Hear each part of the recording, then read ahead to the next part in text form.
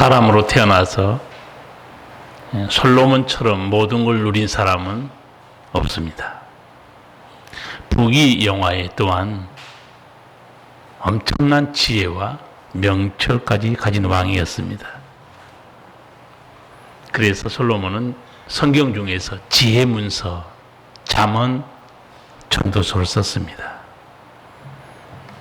이 전도서에서 솔로몬이 인생에 대해서 전도서 1장에서 이렇게 말합니다. 전도자가 가로되 헛되고 헛되며 헛되고 헛되니 모든 것이 헛되도다. 사람이 해 아래에서 수고하는 모든 수고가 자기에게 무엇이 유익한고.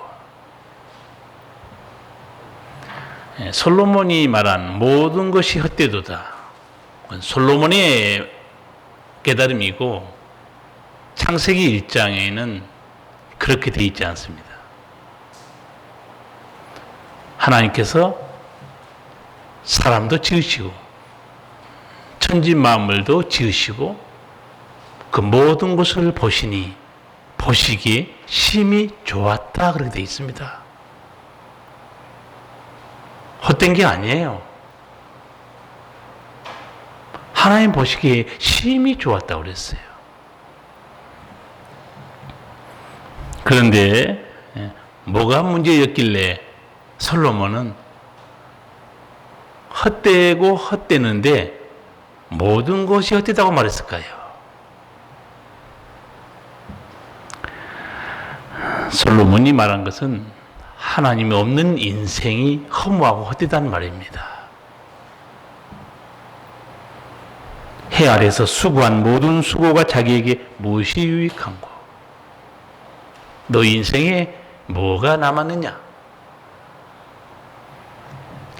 인생에 뭐가 남았는가를 모세가 시편 90편에서 또 설명해 줍니다. 시편 90편은 유일하게 모세가 쓴 시인데 지혜의 시라고 그럽니다. 우리 연수가 70이요 강건하면 80이라도 그 연수의 자랑은 수고와 슬픔뿐이요 신속히 가니 우리가 날아가나이다. 하나님께서 보시기에 심히 좋았다고 그랬는데 인생이 남는 게 뭐냐? 수고와 슬픔뿐인데 그 인생만으로 날아간다는 거예요. 정말 나이 든 사람은 느낄 거예요. 얼마나 빨리 인생이 날아가는지.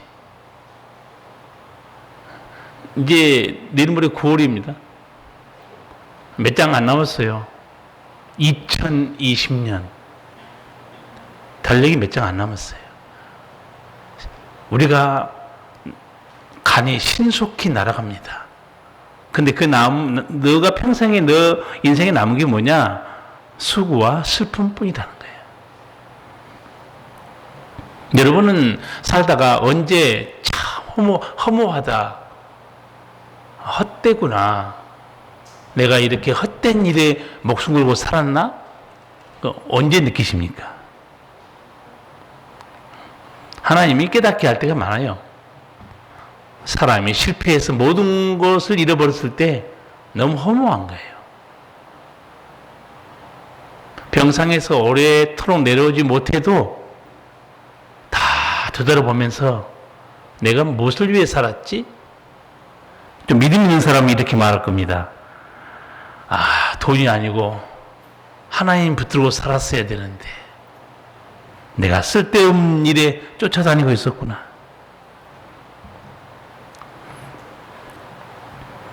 마지막으로 이제 사람이 죽음 앞에 서면 모든 게 다 보이죠. 죽음 앞에 가까이 오면 자기 혼자 소리를 많이 합니다.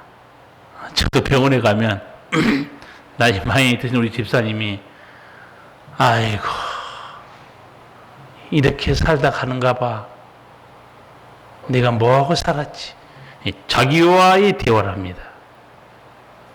근데 믿는 사람은 또 마지막 하나님과 대화합니다. 하나님 뭐라고 말했겠어요? 그러니까 하나님 앞에 서기 전에 벌써 하나님과 대화가 시작되는 거예요. 성도 여러분, 여러분이나 저나 믿음을 갖고 살기 때문에 그 썩어져가는 세상 나라를 위해서 목숨 걸지 말고 하나님 나라를 위해 살기 바랍니다. 그게 후회 없는 인생이에요. 뭐 열불나게 쫓아다니고 소리치고 그래서 다 쓰레기 같은 일이에요. 한번 잠잠 생각해 보세요. 그 하나님 뭐라고 판단하겠어요? 사람이 나름대로 열심히 산 것 같지만 솔로몬이 우리에게 말해요.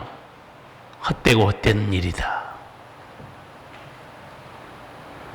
그리고 이 세상에는 새 것이 없다고 그랬어요. 역사를 보세요. 계속 순환되고 있어요. 혁명이 일어나고 전쟁을 하고 뭐 난리쳐도요.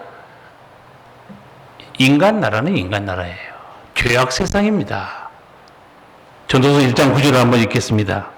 이미 있던 것이 후에 다시 있겠고 이미 한 일을 후에 다시 할지라 해 아래는 새 것이 없나니. 인간이 모여서 난리치고 해봤자 새가 없어요.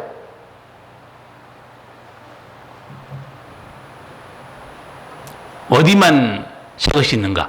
해 아래 새 것이 없다고 그러면 해 위에는 새 것이 있어요. 뭐 해 위 그러니까 뭐 물리적 공간을 말하는 거 아니에요. 해 위란 뭐겠습니까? 하나님께만, 예수님께만, 성령님께만 새 것이 있을 뿐이에요. 다른 데 새 것이 없습니다. 예.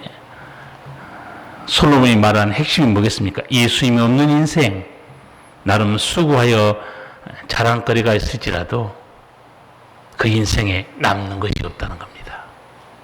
큰 소리 쳐봤죠요? 뭐 내가 뭐 했고 부지런히 자랑거리고 그거요 죄악의 흔적만 남는 헛된 일입니다. 솔로몬이 그 하나님 없이 큰 소리 치고 살았던 인생에 대해서 전도서 9장 3절에서 너무너무 정확하게 그것도 아주 리얼하게 말해주고 있어요. 인생의 마음에 악이 가득하여 평생에 미친 마음을 품다가 후에는 죽은 자에게로 돌아가는 것이라. 참 기가 막힌 말씀 아니에요? 평생에 미친 마음을 품다가 다 미쳐 돌아가요. 요새 벌써 사는 게 소리 지르고 미쳐 돌아갑니다. 후에는 죽어 심판대 앞에 설 뿐이에요.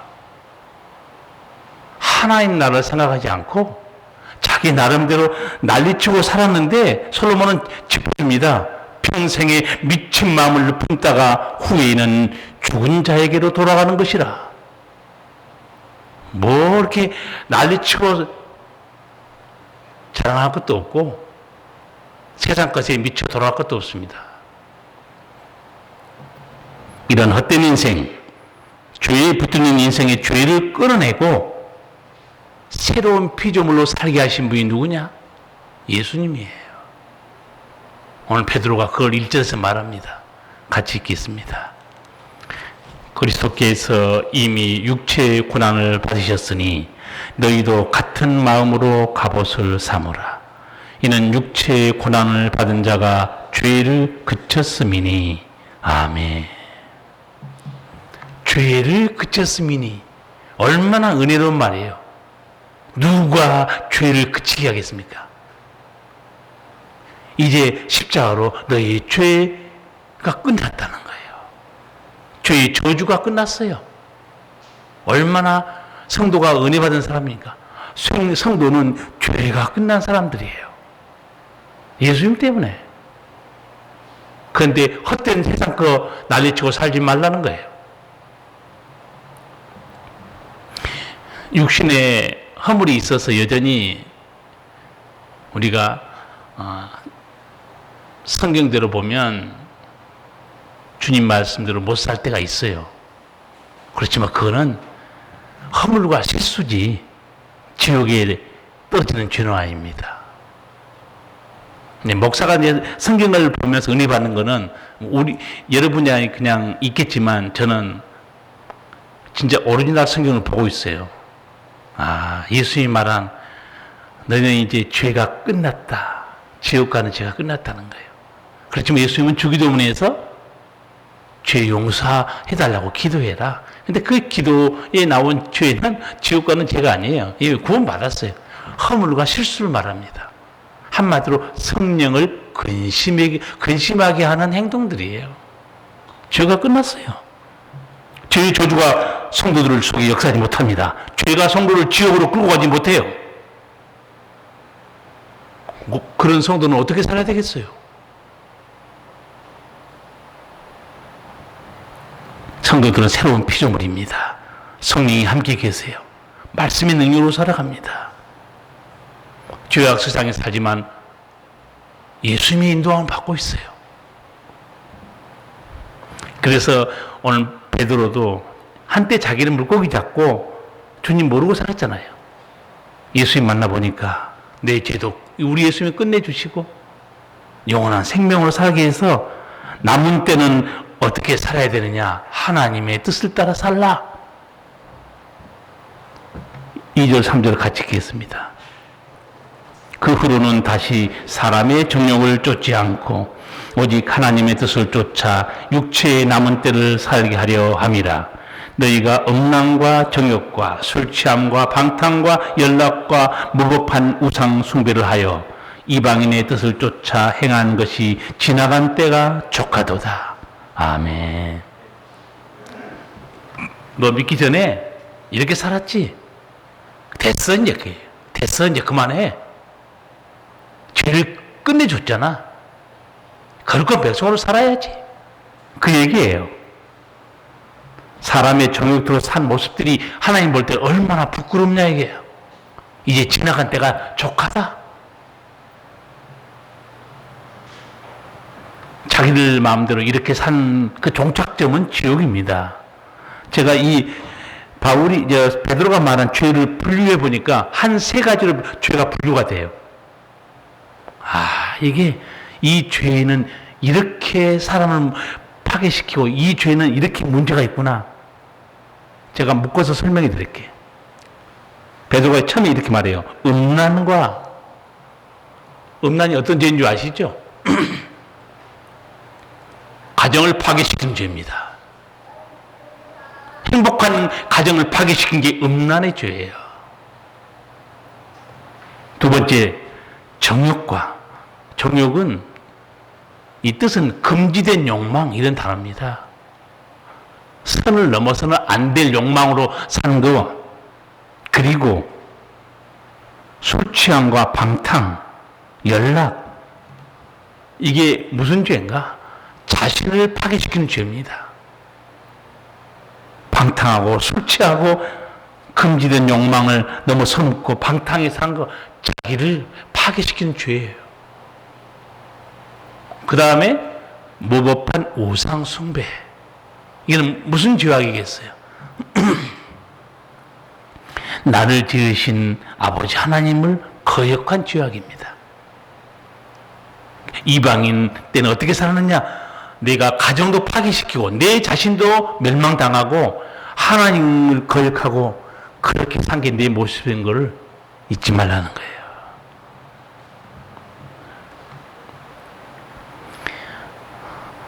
종교, 그러니까 불교, 그 다음에 가톨릭, 개신교, 종교 전문가들이 모여가지고 얼마나 종교가 변질됐는가 모여서 포럼을 했어요.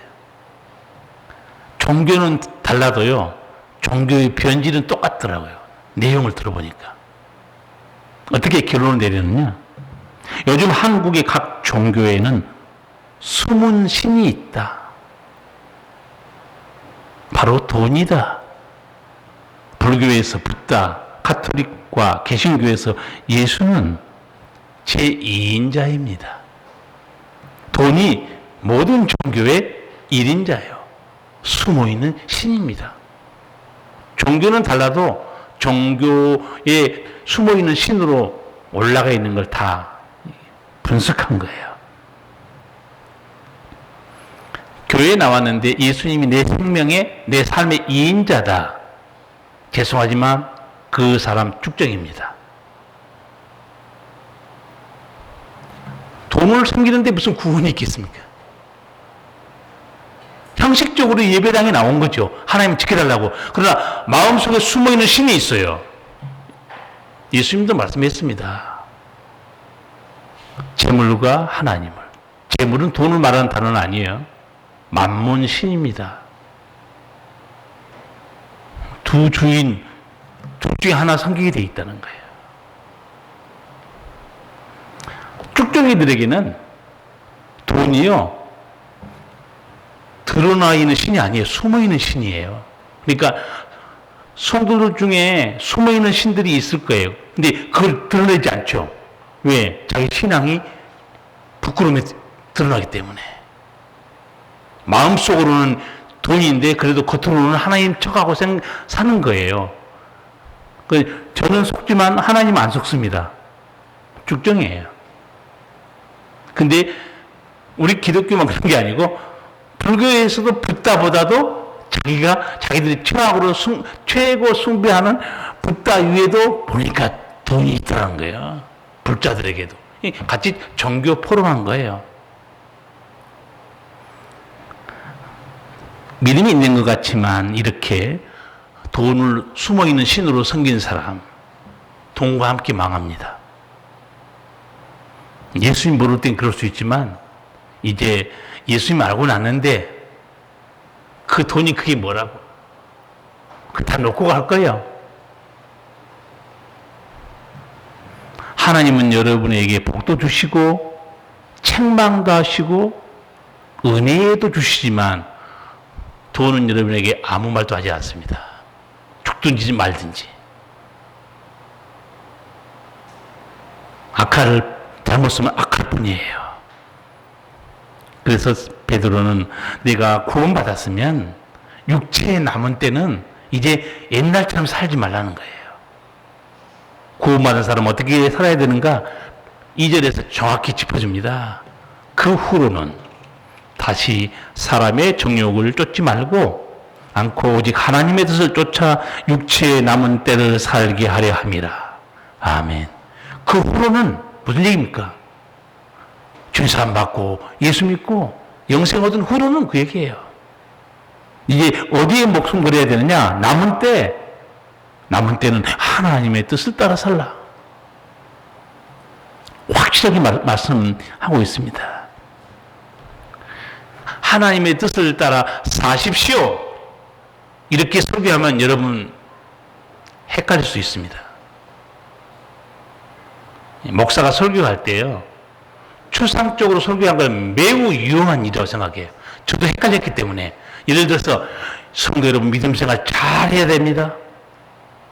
어떻게 하기 잘하는 거예요? 여러분 하나님의 뜻대로 살아야 됩니다. 어떻게 하는 게 뜻대로 사는 거예요? 목사가 성경대로 설명해 줘야 돼요. 그래서 성도들이 이렇게 사는 것이 아버지 뜻대로 사는구나. 아주 중요한 거 너무 많지만 5가지만 설명해 드릴게요. 첫째, 하나님의 뜻대로 사는 게 뭐냐? 지금 이 시대에는 그럴 수밖에 없습니다. 지금은 여러분이 알고 계시지만 종말을 살고 있어요. 언제 예수님 재림할지 모릅니다. 예수님의 재림을 기다리면서 정신을 차리고 기도하면서 사는 거예요. 그때는 아무도 모르기 때문에. 두 번째, 우리에게 예수님이 어떻게 살라고 말했냐면 사랑으로 살아라. 여러분이 직분이 뭔지 세상 사람들은 기도를 얼마나 하는지, 헌금을 얼마나 하는지, 봉사를 얼마나 하는지 세상 사람은 별로 몰라요. 관심 없어요. 세상 사람이 여러분에게서 하나님과 예수님 아는 것은 몇 가지밖에 없습니다. 사랑이고 희생입니다. 정직이고 거룩함이에요. 그때 세상 사람들은 여러분 보고 뭐라고 말하냐? 아, 그분은 독실한 그리스도인이라고 그래요. 여러분 방을 하든 말든 성경을 애우진 말든 세상 사람은 관심 없습니다. 여러분의 사랑으로, 거룩한 행실로, 여러분의 희생으로 아, 저분이 독실한 그리스도인이구나 그렇게 아는 거예요. 세 번째, 내게 맡기신 일을 충성되이 하는 하나님의 선한 청직으로 사는 겁니다. 우리 예수 믿는 사람은 두 가지 신분이 있다고 그랬죠. 참 신비하게도 하나는 하나님의 자녀요. 동시에 하나님의 일꾼입니다. 하나님의 종이에요. 종은 어디에 마음을 써야 돼요? 종은 세상 나라가 아닙니다. 세상 나라에 가서 목숨 걸고 소리치는 게 아니고 종은 하나님의 나라를 위해서 기도하고 하나님의 나라를 위해서 하나의 제물로 사는 거예요. 저는 이번 강화문 집회 중에서 목사로서 하나 충격받은 게 하나 있습니다. 그게 뭐냐면 지방에 있는 목사가 토요일 날 그 집회에 참석했더라고요. 나중에 확진이 됐는데 저는 그 목사를 보고 어떤 생각이 떠오르냐면 야, 목사님은 적어도 목금 토는 집에 앉아서 기도하면서 말씀 준비해야 되는데 강화문에 가다니 저 목사 세상 나라를 위해 사는 목사구나. 설교 준비를 언제 하지? 주님이 뭐라고 어떻게 생각하겠어요? 네가 내 나라를 위해 수고하는 자냐? 세상 나라를 위해 사는 자냐? 정신 차려야 됩니다. 와, 저 목사 간도 크다. 아니, 시골 부산에 어디서 올라와가 버스 타고 그러면 설교 준비 언제? 나름대로 했다고 그랬겠죠. 그러나 저는 그렇게 안 받아들여요. 저도 월요일부터 생각하고 수, 목, 금, 토 하면서 묵상하고 계속 하나님께서 우리 양들에게 무슨 말씀을 주시기 원하는가 기도하면서 준비합니다. 근데 거기 가서 소리치고 있어요. 다른 사람 이해가 되는데 목사님이 설교 준비 안 하시나? 하나님 기뻐하실까?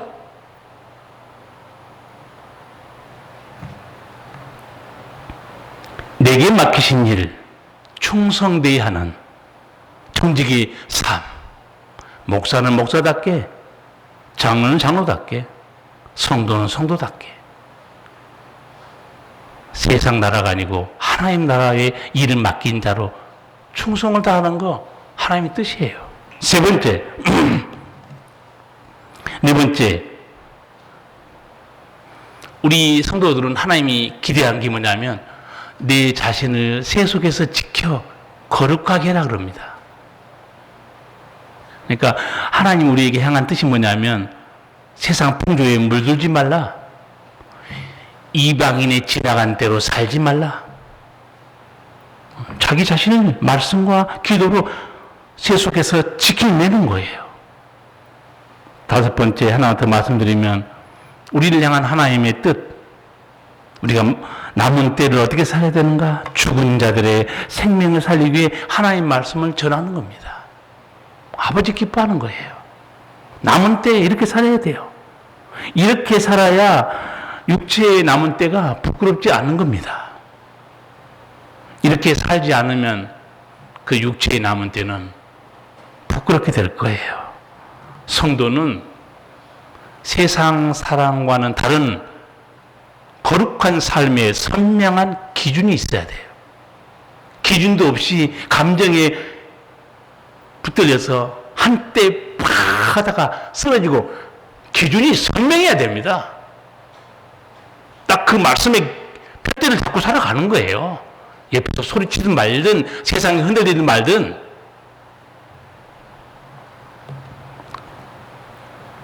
품위를 잃지 말고 살기를 하나님 바라실 거예요. 인간으로 태어나서 죄가 없는 최고의 환경에서 산 사람이 누구냐? 아담이죠. 에덴 동산처럼 좋은 환경이 없습니다. 그런데 마귀 음성을 듣고 따라가는 아담과 하와 어떻게 되는가? 하나님 은혜에서 끊어지죠. 이마에 땀을 흘려야 먹고 삽니다. 여자는 해산의 고통을 더해요. 땀은 흉을 올리지 않습니다. 가시야 엉겅 키워내요. 너 그 선악을 알게 하는 나무 씨가 먹으면 하나님처럼 될 것이다? 거짓말? 거짓말이었죠. 너는 흙이니 흙으로 돌아갈 것이니라. 저는 하나님께서 아담과 하와를 향해서 이마에 땀을 흘리고 흙으로 돌아가고 죄에 붙들어 사는 그 불쌍한 아담과 하와를 향해서 이렇게 질문했지 않을까 상상해 봤어요. 아담아, 나를 떠나서 살아보니 그리 좋으냐?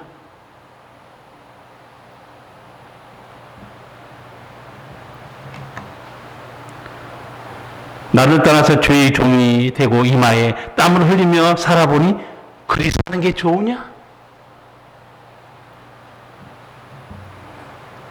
나를 떠나서 살아보니 행복하고 삶에 기쁨이 있더냐? 만약에 아담과 하와가 이 음성을 들었으면 얼마나 통곡하고 울었을까요? 이미 아담과 하와에 뭐가 들어오는가? 죄가 들어와 있습니다. 저는 이 코로나 바이러스도 그런 생각이 들어요. 건강한 몸은 상관없습니다. 특히 기저질환에 있는 사람들, 당뇨, 고혈압부터 폐질환 딱 들어오잖아요? 끝난 겁니다. 이미 들어와 버리면 이제 그 병에 붙들린 거예요. 죄가 들어와 버렸어요. 이제는 이마에 땀을 흘리고 고통 속에 살다가 흙으로 돌아갑니다. 하나님이 질문하지 않겠어요? 안타까워서 아담아, 나를 떠나서 살아보니 그게 사는 게 좋으냐?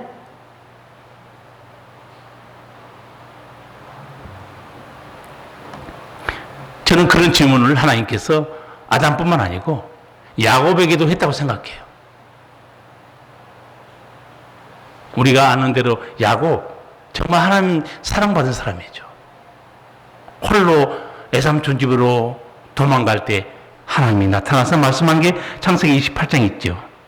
내가 너와 함께 있어 네가 어디로 가든지 너를 지키며 너를 이끌어 이 땅으로 돌아오게 할지라. 내가 네게 허락한 것을 다 이루기까지 너를 떠나지 아니하리라.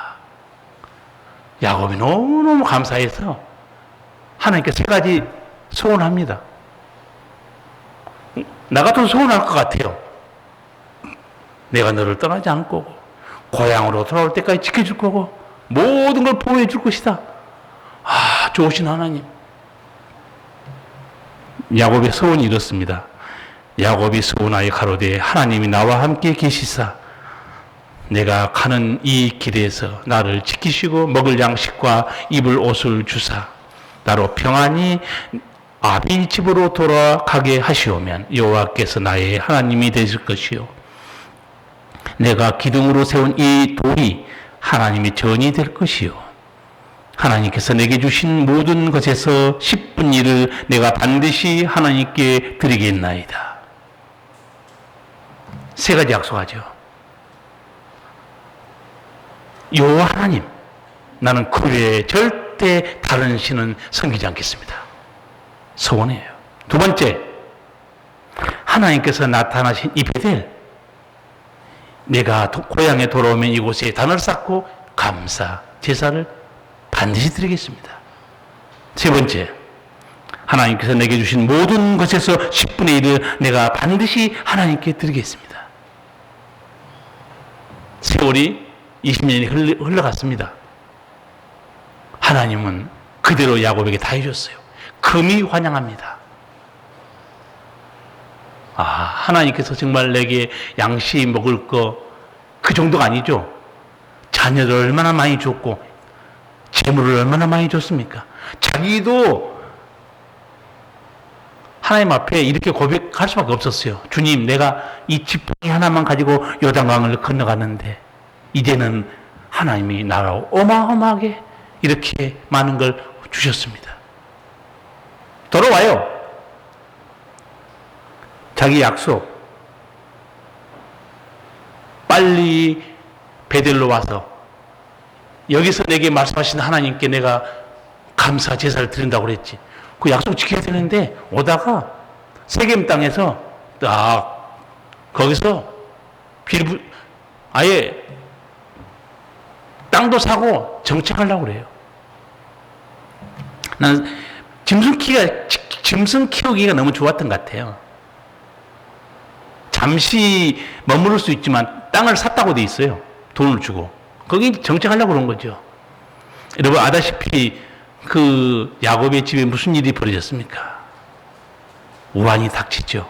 디나가 세겜 동네 추장 아들한테 성폭행이 당합니다. 오라버니들이 못 참아서 세겜 남자들 죽여요. 나중에 결국은 야곱 가족이 몰살당하게 됐습니다. 나는 그때 하나님께서 야곱에게 분명히 말씀했을 거라 생각해요. 물론 말씀한 게 또 있어요. 야곱아, 서원을 지키지 않고 네 마음대로 살아보니 네 가정에 평안이 있느냐? 그렇게 내가 원하는 대로 살아보니 너 가정에 내 손길이 미치겠냐? 실제로 야곱에게는 하나님 음성이 들려옵니다.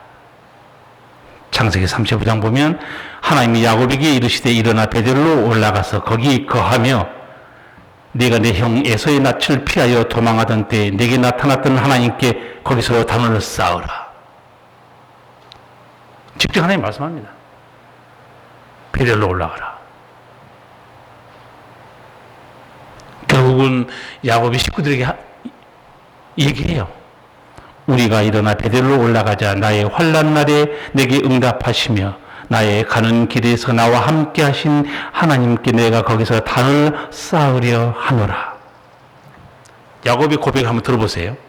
하나님은 뭐라고 말하세요? 두 가지 중요한 내용이 나와요.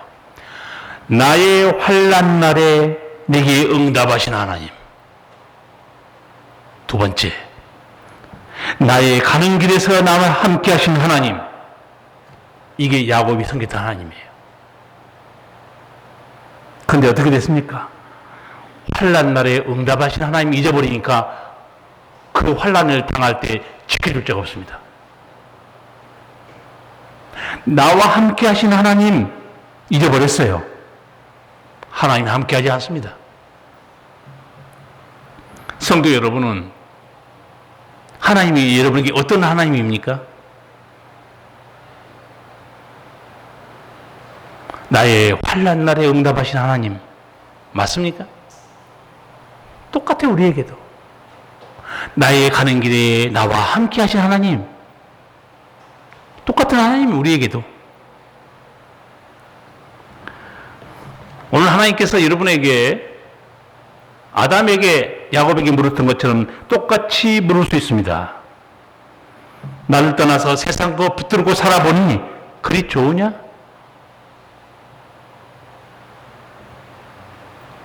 내 마음대로 그리 살아보니 행복하고 평안하냐?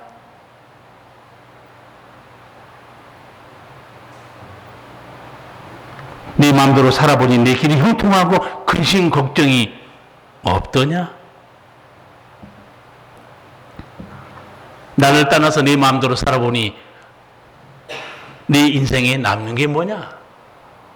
질문할 수 있어요. 그런데 제가 이렇게 하나님이 질문을 할 수 있다는 이 속삭임이 사실은 성령의 속삭임이고 성도 심령마다 이런 음성으로 성령께서 말할 때가 수없이 많습니다.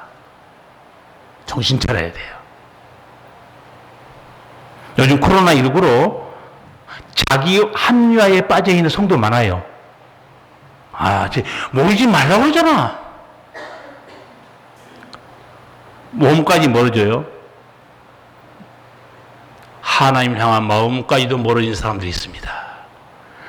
사회가 그렇게 돌아가는데 어쩌겠냐. 이런 순간에 게으른 신앙생활 하다가 자신의 믿음이 점점 식어가는 것도 몰라요. 신앙이 위기가 닥치는데 분별력이 없습니다. 세상이 어떻게 돌아가든 성도들은 하나님의 음성을 듣고 살아가는 사람들입니다. 이럴 때일수록 예배와 말씀, 기도로 자기 믿음을 지켜야 돼요. 뭐 동네 사람은 또 그렇게 얘기한다고 그러더라고요. 아니 교회 다 문 닫는데 왜 명옥교회는 문 안 닫냐고. 그래서 내가 이 얘기 정확히 그 떠드는 사람에게 알려주라고 그랬어요. 서울, 경기, 인천 집합금지, 강원도는 집합금지 아니라고. 홍천군에서 저한테 공문 왔어요. 지금까지 교회에서 방역시켜 수칙 잘 지켜서 교회에서 큰 탈이 없는 거 감사합니다. 앞으로도 예배 드실 때는 마스크 하시고 손 소독하시고 거리두기 하시고 출입자 명부 정리하셔서 조심해서 예배 드리십시오.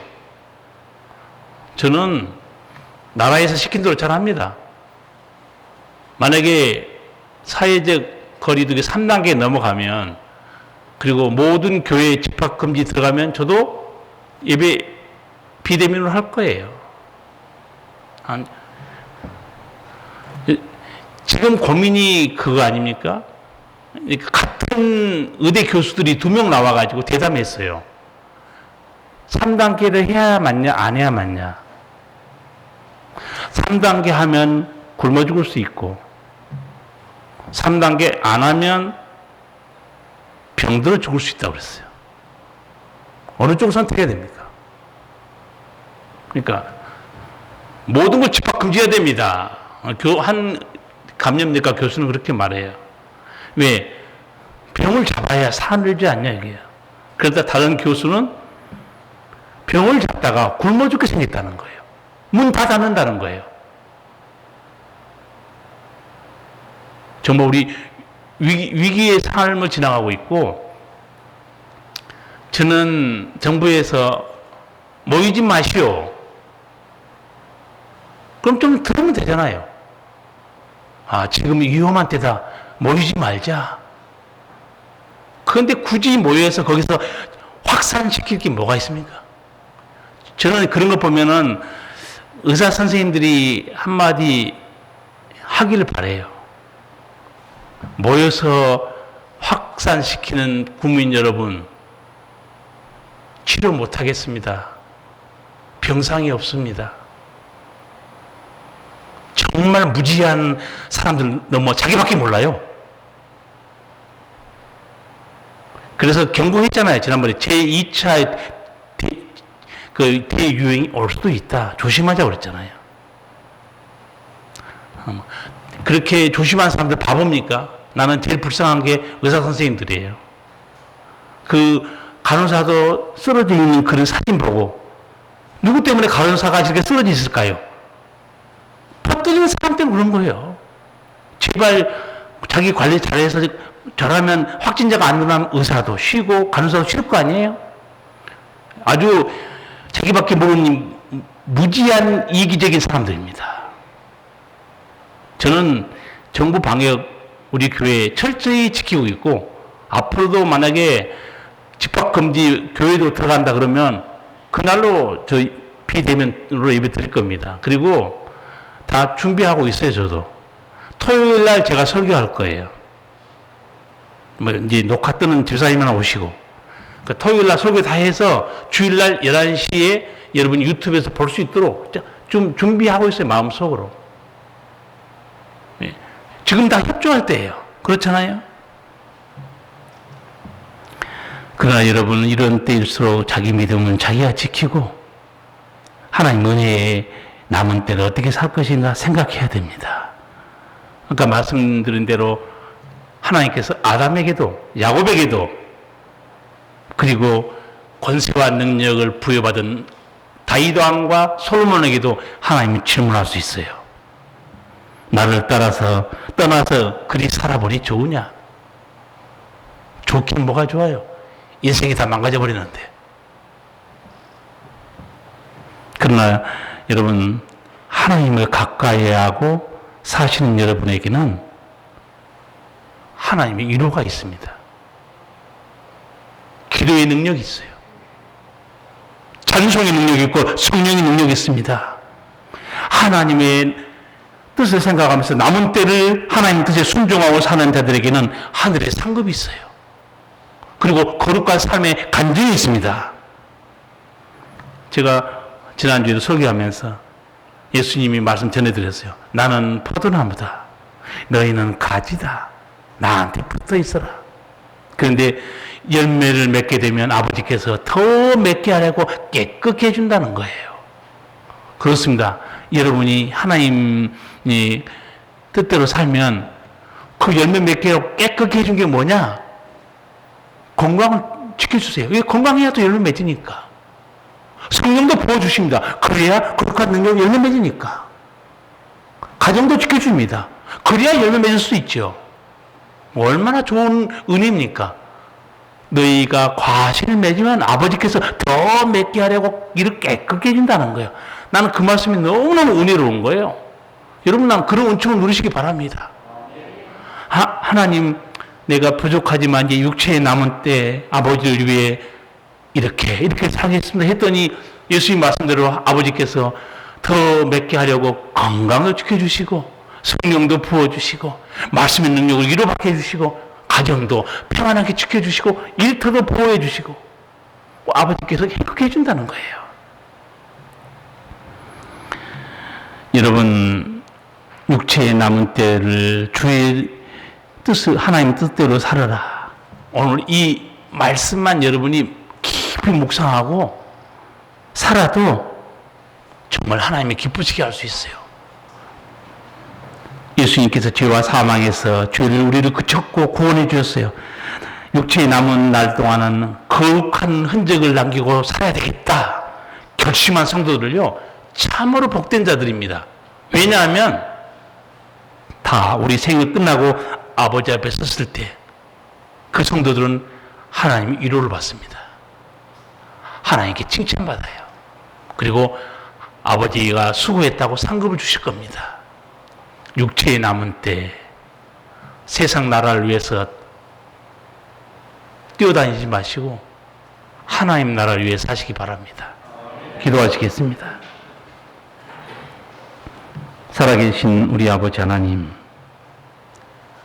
정말 주님을 섬기기 어려운 날들이지만 그래도 우리는 변함없이 아버지 음성을 듣고 육체에 남은 때는 우리 아버지 뜻을 따라 순종함으로 거룩한 흔적을 남김으로 아버지 앞에 섰을 때 아버지 위로, 아버지의 칭찬, 아버지 상급받는 믿음의 승리자들 되게 하여 주시옵소서.